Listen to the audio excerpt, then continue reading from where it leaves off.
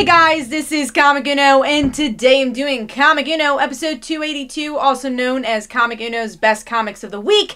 And this week I had 15 comics. I review least favorite to best pick of the week, so let's get started. Number 15 for me this week was Batman, issue 67. Love the cover though, really cool cover, especially if you look at the detail of that cityscape. Really like that, but did not like the story very much. The artwork's okay, and it should be okay because it is a silent issue, and that's the part I really didn't like about this, is that honestly I feel like Batman has been so fillerish lately, and then we literally just have a silent issue of Batman running towards a question type looking character, and then you have to question in the end, is it Batman? Is it still one of his dreams? Because I believe this is still part of the Nightmare arc. Actually, yeah, Nightmare is part 5, so it's part of his dream. Is he chasing himself? What's going on? Especially when he crashes into this apartment, and one of the guys says, it's the Dark Knight. So was the other guy, oh, actually it was a bar that he crashes into, and he sees the question-looking character, and he thinks it's the Dark Knight. That's really the only substance we really get from this issue. I'm just really tired of this arc, and it's such a quick read, and I just want some forward progression with this book, and I was really disappointed. But the artwork's good, and again, I think in another circumstance, if we've been getting more momentum in the other storylines, I would have liked this issue, but because we really haven't seen momentum in this series, that is why I did not like this issue and kind of felt cheated with this one. So I'm going to give this 2 stars, and that is number 15.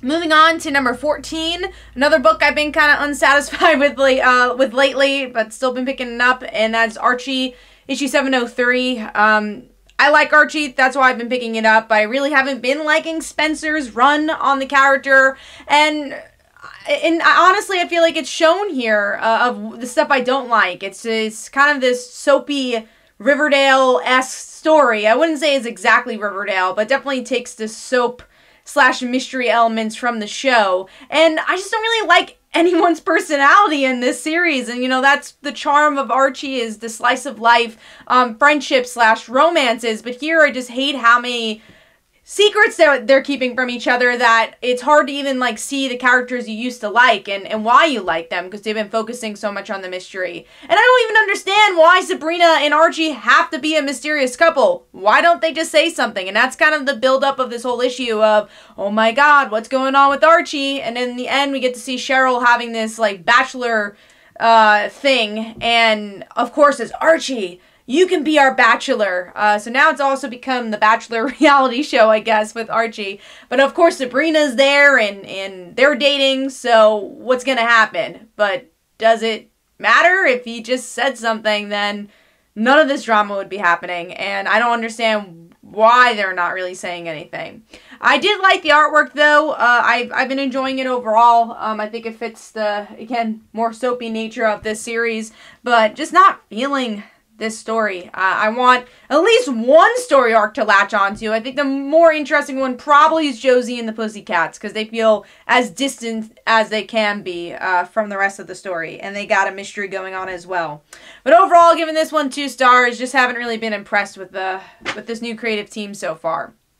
Moving on to number 13, which is Miles Morales' SpiderMan issue 4, which I think I'm gonna end up dropping.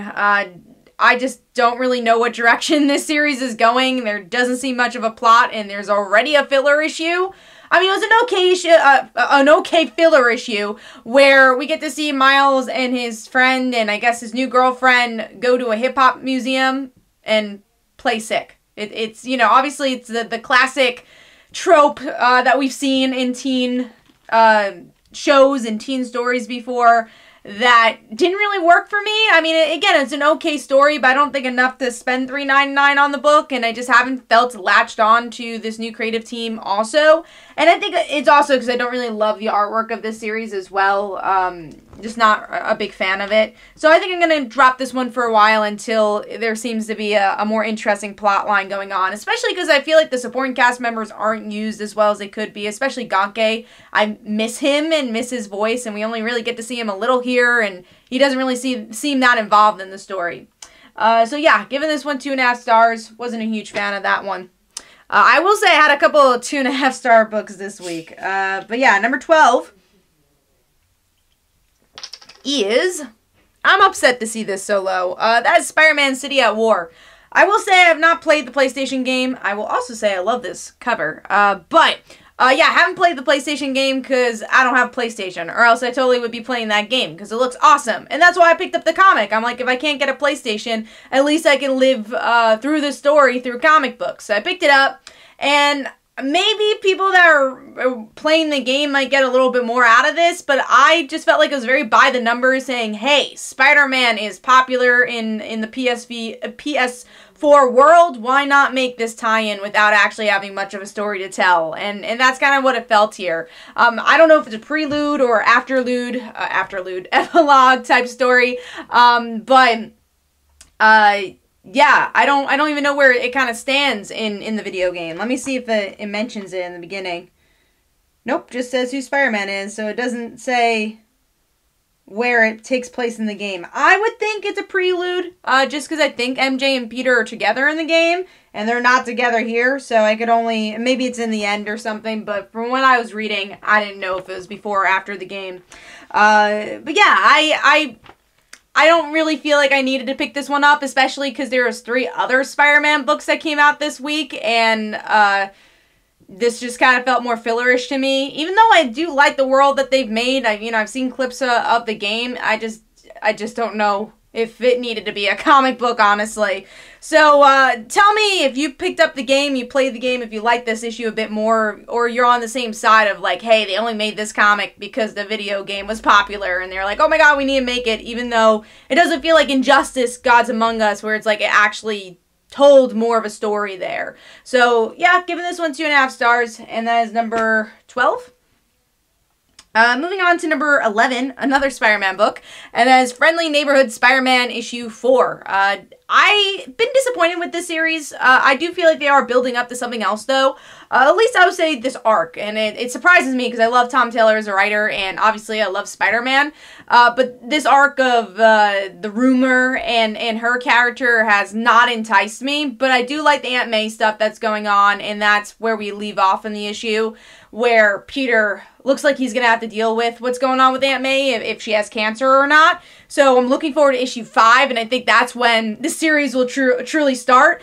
But this arc was truly forgettable for me. The only stuff I really enjoyed was the Johnny and Peter interaction, but I don't think it gave me enough to say that this is a worthwhile arc. If you are reading a lot of Spider-Man books, I think they're, pick up Amazing Spider-Man or another one. Because again, there's a lot of Spider-Man books that came out this week, so I'm sure you have to pick and choose. So yeah, I wasn't a huge fan of this arc, but hopefully the next arc will be better. So I'm going to give this one 2.5 stars. Moving on to number 10. This is the last 2.5 star book, guys. But Captain Marvel, issue 3. I like the artwork a lot. I think the art looks cool, especially with this post-apocalyptic world. Like the facial expressions, them preparing for war was pretty interesting. But also, once again, just not feeling this arc. I don't really love the whole post-apocalyptic storyline. I like the look of it, but I just want to kind of move on from it already. I again, haven't been able to latch on to that arc at all, but I do like the characters that are here. It's cool to see Hazmat. It's been a while. It's cool to see Jen forced not to be a She-Hulk and have to fight in a different way. And then Carol being the only one who has powers. But then, we do have a big ending of this one, depending on what type of, I guess, Captain Marvel fan you are. But Rogue shows up in the end, and we all know they have a past, and, I was kind of surprised by it. Surprised and not surprised, because Kelly Thompson does write Mr. and Mrs. X, and obviously enjoys Rogue's character. But I was surprised because I feel like that's a time period Marvel tries to forget with Captain Marvel's character, so it was interesting to see them interacting and what will come out of that. But I will also say, I'm not a big Rogue fan, so it didn't really do much for me personally. I'm like, alright, Rogue's here. But obviously as an overall story for Captain Marvel, it's like, oh, cool, like, this is obviously one of her bigger moments, so, in her history. So we'll see what they end up doing with that. But yeah, just not really feeling the arc overall, though. So I gave this one 2.5 stars. There's some small character moments I enjoyed here, but not enough to say to run out and get this arc. I guess because I loved the life of Captain Marvel so much, this, you know, obviously had a big hype to try to be even better after that, but it hasn't met my expectations from that series. But I'm hoping after this arc ends, it could kind of get back to the stuff I really liked about Life of Captain Marvel and more of the character-driven stuff on Earth. And I guess this is still Earth, but not Earth. I would like to get back to kind of more of the basics of Carol. Alright, moving on. So I gave that 2.5 stars.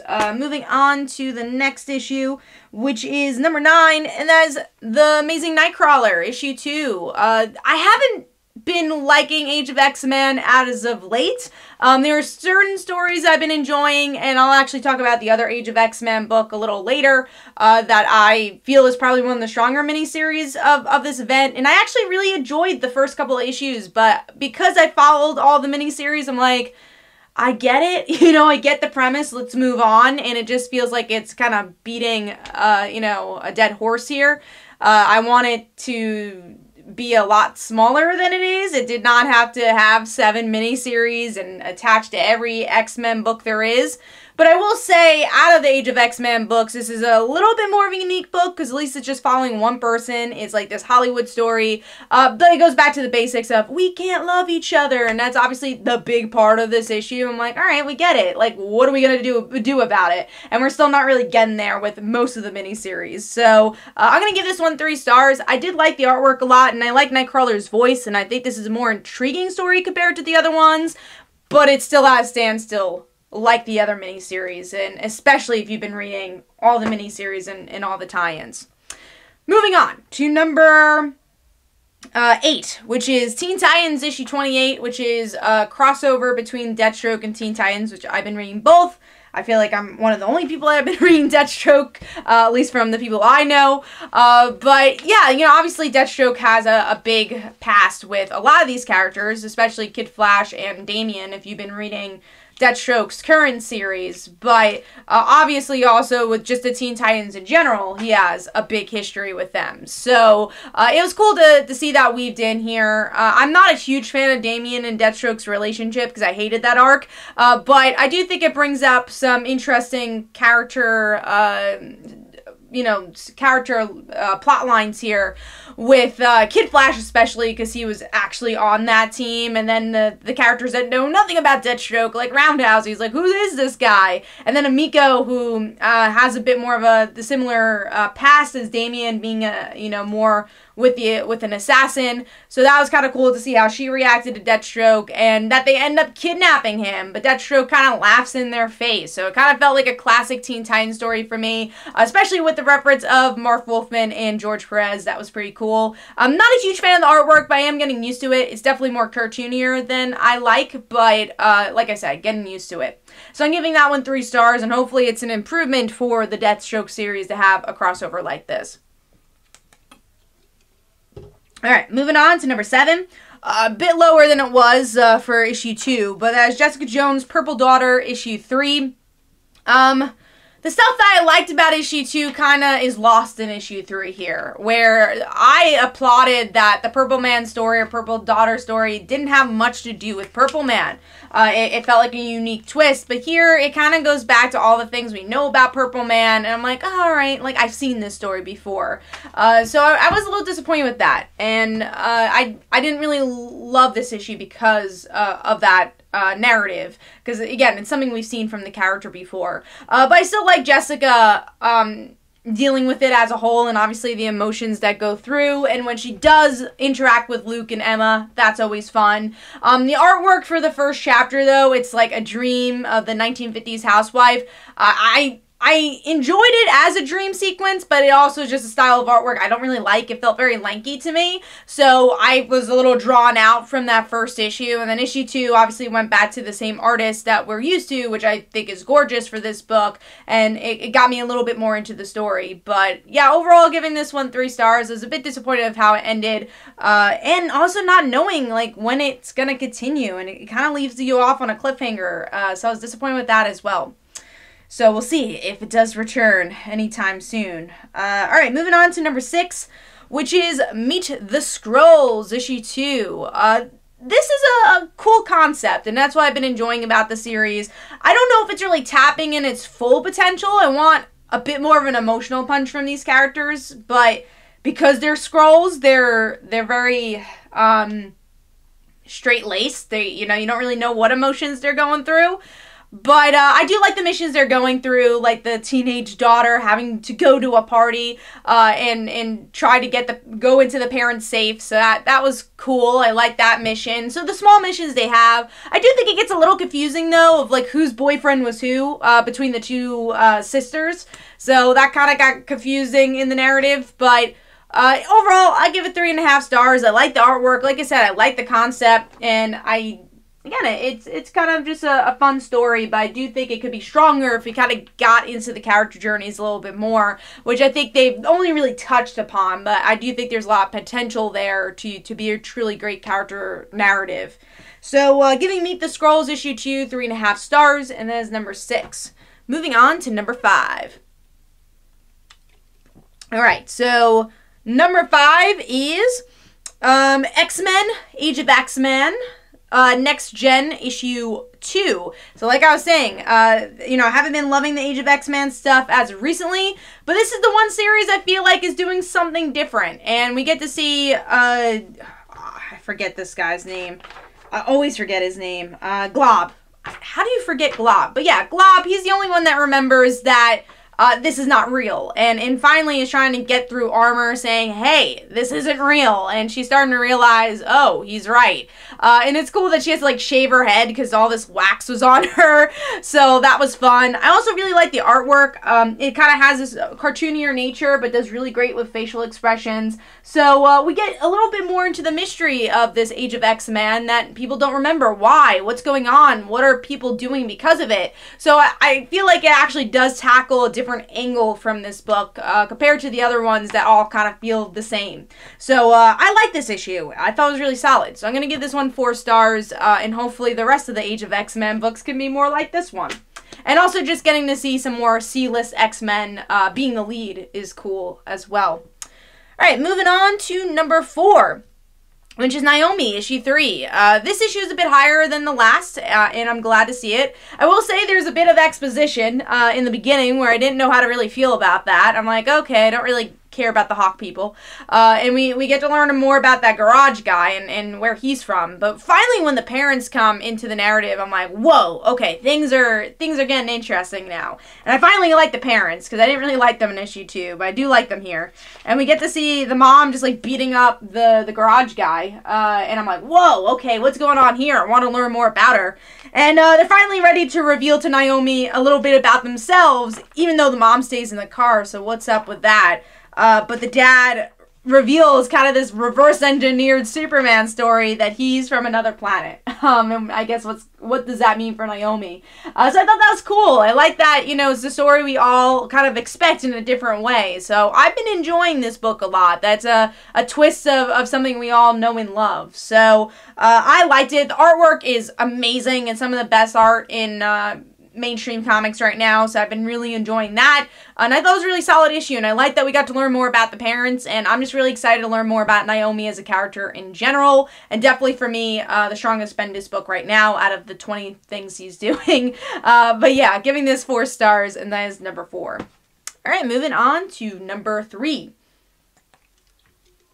Number 3 for me is SpiderMan, Life Story, the 60s, issue 1. So yeah, I didn't really like 2 of the Spider-Man books this week, but this one kind of makes up for it.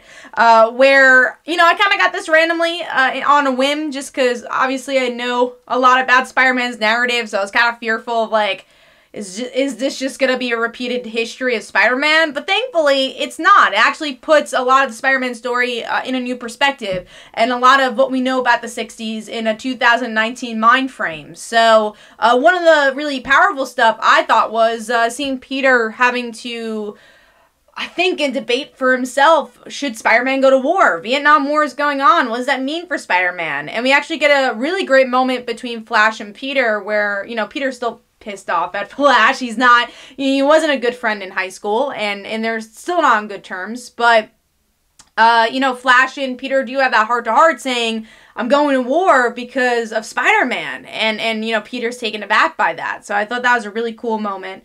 And then a big moment between Green Goblin. You have that classic moment where Green Goblin knows that Peter is Spider-Man, but then forgets.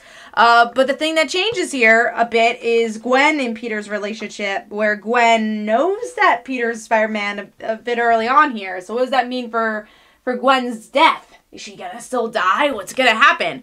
And then you have a big moment with Captain America going to Vietnam War. What does he think about the war? So I thought that was pretty cool. But yeah, Mark Bagley's artwork is obviously perfect for a classic feel for Spider-Man and also a reinvention of Spider-Man because, hey, he's the guy behind the artwork for Ultimate Spider-Man. So I like the issue a lot. I'm really excited to see what the other decades are going to bring. So I'm going to give this one 4 stars and looking forward to the next issue to see what will the 70s be like. Alright, so moving on to number 2, which is West Coast Avengers issue 9, which is the penultimate issue of the series, which I'm really upset about because I really like this book and it makes me laugh and it's just a fun series and that's exactly what this issue was. I don't know if the plot is the strongest, but I like the character moments here. I like Quentin and Gwen teaming up with vampire Kate's mom. Yeah, we learn that Kate's mom's a vampire by the end of the issue, which is a cool cliffhanger. We get to see Kate and Clint interact with each other and fight without bow and arrows and figure out their way out. And we get to see Kate have a bobby pin that's actually a bomb. So that was cool. I like those small moments. And then Miss America being a damsel in distress, and Kate's like, no, she's not going to be happy about this. So I feel like all the characters had a moment to shine, even though I don't know how to feel about this being an arc about vampires and this being the last arc of West Coast Avengers. I do like what it has to do with Kate's mom and where that's going. And like I said, it's a fun issue. I like the moment where we get to see Ramon has superpowers herself. I thought that was pretty badass. I enjoyed her interaction between Gwen and herself. I thought that was cool. So those are the moments I really enjoyed with this issue. And artwork is pretty solid as well. Maybe not as strong as the other 2 artists, but still brings that cartoony nature with honestly still nailing the comedy and emotions. So I'm going to give this 4 stars, and that is number 2.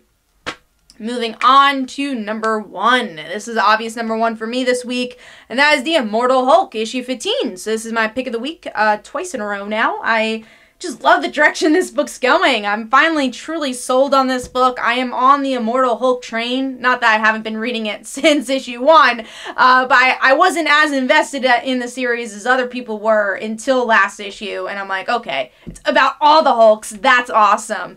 And I love the philosophy, really slash psychology that goes into this. We get a pretty interesting quote here. You'll never live if you're looking for the meaning of life, and this whole issue is about looking for the meaning of life, where we get to see what's his name, Solomon, Doc Samson, I don't know why I said Solomon, Doc Samson revived. So he's alive again, and he revived, I guess, a bit before Hulk. And he doesn't want to tell Hulk that he's alive. And now it's about all the lies that the Hulk family has been keeping to each other. And that obviously Betty was upset that Bruce did not come to her and say, hey, I'm alive. And then the story of how they're all connected and how they're not dying and they don't know why. And that's why Samson comes to Hulk and say, hey, give me the answers. Why are we not dying? And, we get some interesting development with Betty as well, where they kind of figure out that she's alive. She does run away, though, so we don't actually get to see Betty, but we get to see a little bit of her past, especially with Doc Samson, and again, what happened after she got shot. Hopefully we do get to even more answers as issues go on. But the big cliffhanger, develops this mystery even more about the Hulk family, is that Rick Jones is the guy with the answers. He also is still alive. So what does this all mean for the Hulk family? I'm really invested into it. Like I said, I really like the psychology of the story and getting into the heads of not just Bruce, but the whole family. And you know, the meaning of life and death, you know, dealing with something that's obviously a huge topic and in a unique way, in a monster book, really. It you know, Hulk went back to being a monster book, but still stayed true to the more psychological storytelling that the character's known to have. So I really enjoyed that. And obviously the artwork is just drop dead gorgeous. I love the intensity of it all. Really some great artwork. So I really enjoyed this issue. I'm going to give this one 4.5 stars. Can't wait to see where the series goes. I don't know if it's bi-weekly or not, because this issue came out, or this series came out like 2 weeks ago. So, doesn't have the date of the next issue in the back, so I guess I'll have to look it up. But, yeah, looking forward to the next issue. Hopefully you guys enjoyed. This is Comic definitely go check out my Twitter and Facebook page, my comic books like Father Like Daughter, and They Call Her the Dancer. And every Tuesday on Comic Frontline, we have Frontline Live at 10 o'clock, where we discuss our favorite comics of the week and comic book news. So be sure to check that out as well. So hopefully you guys enjoyed, and I'll see you later. Bye.